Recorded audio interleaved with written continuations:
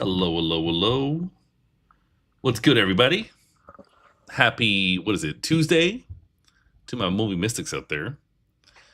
Gotta get organized here.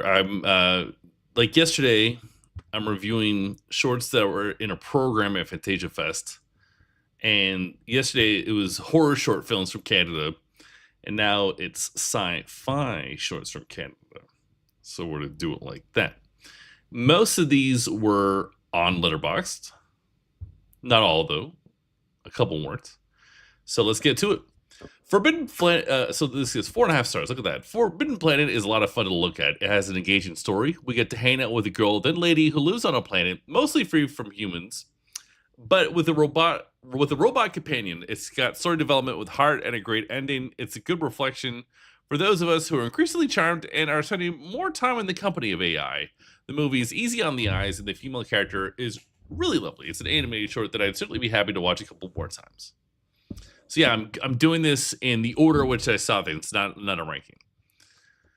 Rien du Vent is about a detective coming to a small town to investigate a disappearance. It's a windy spot for sure, and it established that at peak height, someone could just get swept away. But he inserts the occult into the mix as an answer. It's neat to see someone who's presented as omnipotent eventually come across as more of a doofus as the story progresses, or perhaps it just needs time to establish that he was correct. So the movie is nice, but I didn't find it as funny as it was intended to be, and the Fantasia Fest audience didn't really connect with it too deeply either.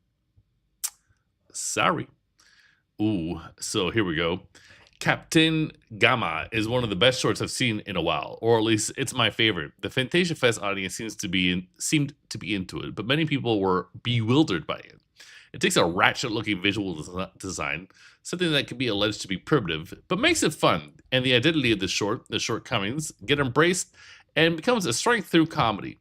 We get a tale of a guy who goes to the moon in the 60s, funded by Howard Hughes, to then see intergalactic slavery. Whether or not he rises to the occasion is something you'll have to wait to see for yourself.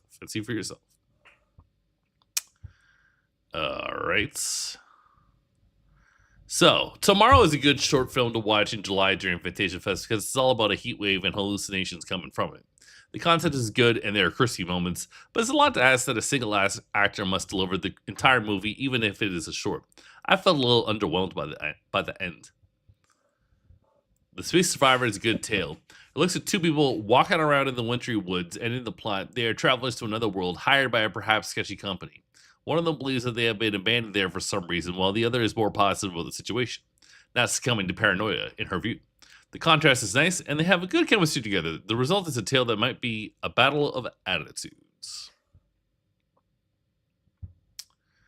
And then this one is not on Letterboxd, but it is what was next in the program. Duchess 17 shows a scholar get fully absorbed into her historical subject matter in a fantastical and even horrific sort of way.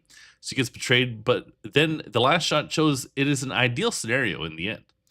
The movie is nice to look at, but it has sort of an obnoxious tone from my perspective. It's nice enough of a reveal, but this one didn't stand out to me. It's a particularly exciting short film from Fantasia Fest. I give it 3.5 stars.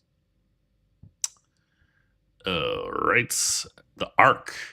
The Ark is high on the vibes, and the story is fine, but it's all cohesively good and fine because of the dark sci-fi vibe. A strong visual sense is good enough to guide us through a quick short such as this. I think it almost washed over me. I remember I enjoyed it in the moment, but had to read a write-up to remember it. The whole vibe is there, but it comes and goes. There's also nothing wrong with that as far as I'm concerned.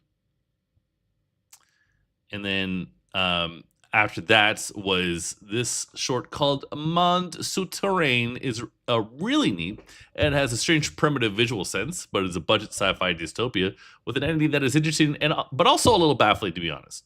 I think the journey in the film is fun, though I won't say it's worthwhile, even though the ending just wasn't for me. It looked like the great short film Captain Gamma without being quite as accomplished. Let's give it 4 stars then. Okay, one more 4 stars. Boom. This is the final my last Fantasia Fest review right here. I'll have my ranking though next week, so we're not quite done with the reviews. You got to get the ranking soon enough. But here we go. Minou et la Vipère is a very detailed animated short set in a futuristic San Francisco. It's a French project though, which threw me off a bit, as well as the climax of the short. But the mentioned climax does sort of work in the Fantasia Fest setting to be cryptic. The storyline is fine, although a bit of a cliche, but the main character and much of the action is good stuff. There you go. There you go. So, there we go. Reviews, Fantasia Fest. It's over. All right, gang. Thanks for hanging out with me. We still got a little bit more Fantasia Fest coverage, though. And because, like I said, there was a third block of a program of shorts like this, and I didn't go to it, but I interviewed some of the filmmakers about a short in it. So that'll happen. You'll get those clips tomorrow and the day after. So that's exciting. And then basically Fantasia Fest stuff is done right now. I feel like a void. I don't know what the hell to do with myself. Oh yeah, TIFF's next week. Anyways, that's it for me, the Movie Mystic. Peace out, y'all.